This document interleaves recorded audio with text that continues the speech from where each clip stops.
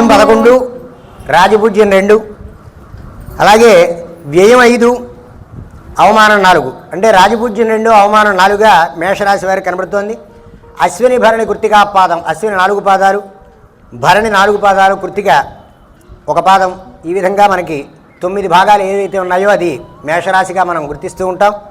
ఇదంతా అందరికీ తెలుసున్నదే. గురుని యొక్క అతిచార ప్రభావం వల్ల ఏలినాటి శని కూడా ఎక్కువగా ఉంది.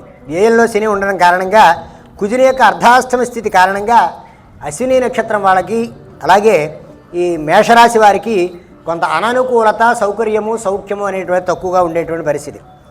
అలాగే కొన్ని విషయాలలో మీరు అనుకోని సందర్భంలో కూడా ప్రయాణాలు చేయడం, ఆ ప్రయాణాలు అనేటువంటి కొంత కష్టాన్ని ఇచ్చేటువంటి పరిస్థితి. అలాగే దూరప్రాంత బదిలీలు కూడా ఉండేటువంటి ఉద్యోగస్తులకు ఉండేటువంటి అవకాశం ఉంది. అలాగే వైద్య సేవలు అవసరమయ్యేటువంటి పరిస్థితి కూడా కనబడుతోంది. ఒంటరి పోరు అనేటువంటిది మీ యొక్క తత్వం ఏదైతే ఉన్నదో ముక్కుసూటిగా మాట్లాడి నిర్బంధమైనటువంటి లక్షణం ఏదైతే ఉందో అది ఇబ్బంది కలగజేసేటువంటి పరిస్థితి. కాబట్టి కొంత ఒంటరి పోరాటం అనేటువంటిది తప్పదు. దూర ప్రాంతాల బదిలీ అనేటువంటిది, అలాగే కోర్టు కేసుల యొక్క విషయంలో కొంత రాజకీయ నాయకులు సంయమనం పాటించి మౌనంగా ఉండడం అనేటువంటిది చాలా విశేషంగా చెప్పబడుతూ ఉన్నది. కాబట్టి కోర్టు విషయాల్లో కొంత జాగ్రత్తగా ఉండాలి. అలాగే వివాహాలు అనేటువంటివి ఇంట్లో శుభకార్యాలు జరిగితే శుభమూలక ధనవ్యయం అనేటువంటిది శుభకార్యాల వల్ల ధనవ్యయం అయ్యేటువంటి పరిస్థితి కనబడుతోంది. కాబట్టి ఈ విధంగా జూన్లో గురుని యొక్క అర్ధాష్టమ సంచారం వల్ల 2వ తేదీ నుంచి కొంత ప్రతికూలత అనేటువంటిది ఉంటుంది. మే నెల నుంచి కొంచెం జాగ్రత్తగా ఉండవలసినటువంటి పరిస్థితి ఉంది. ఈ విధంగా మనం ఆలోచించినట్లయితే ఆగస్టు నెలలో కూడా కొంత ధైర్యంగా మళ్ళీ గతం ఉన్నటువంటి ఇబ్బంది ఏదైతే ఉన్నదో దాని నుంచి బయటపడేటువంటి పరిస్థితులు కూడా మనకి గోచరింపబడుతున్నాయి. సెప్టెంబర్లో కుటుంబ సభ్యుల యొక్క సంపూర్ణమైనటువంటి అనుకూలతలు ఏర్పడతాయి.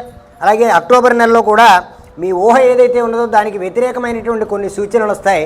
వాటి ద్వారా కొంత జాగ్రత్తని మీరు పెద్దల యొక్క ఆలోచన మేరకు ఎదురుగా వెళ్ళవలసినటువంటి పరిస్థితులు ఉంటాయి.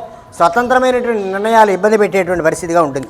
నవంబర్లో ఆర్థికాభివృద్ధి అనేటువంటిది చాలా విశేషంగా జరిగేటువంటి పరిస్థితి కనబడుతోంది. వృద్ధి చెందేటువంటి పరిస్థితిగా మనకి గోచరింపబడుతోంది.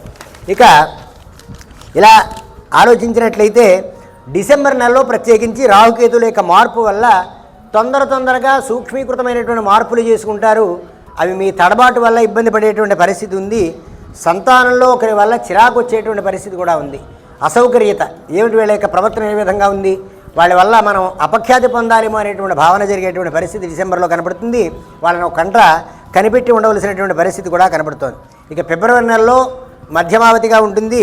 మార్చి నెలలో పట్టుదల మాత్రమే మీ యొక్క ఔన్నత్యానికి, మీ గొప్పతనానికి ఆధారభూతమయ్యేటువంటి పరిస్థితిగా మనకి గోచరింపబడుతోంది. కాబట్టి ఈ విధంగా మేషరాశి వారికి ఈ సంవత్సరం మనకి కనబడుతోంది గోచార రీత్యా.